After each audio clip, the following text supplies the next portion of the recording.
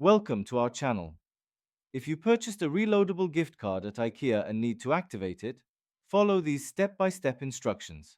Step 1. Visit your nearest IKEA store or go to the IKEA website to access the gift card activation page. Step 2. Locate the activation instructions on the back of your reloadable card or on the packaging it came in. Step 3.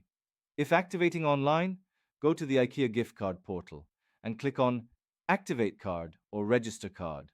Step 4. Enter the card number and PIN found on the back of your reloadable card.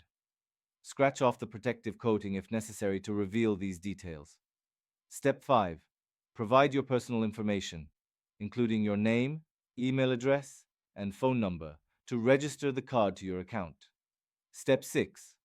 Follow the prompts to set up an online account where you can manage your card balance, add funds, and track your purchases. Step 7. Once the activation is complete, you will receive a confirmation email from IKEA with your card details and instructions for reloading funds. Step 8. Your reloadable IKEA card is now active and ready to use for purchases at any IKEA store or online.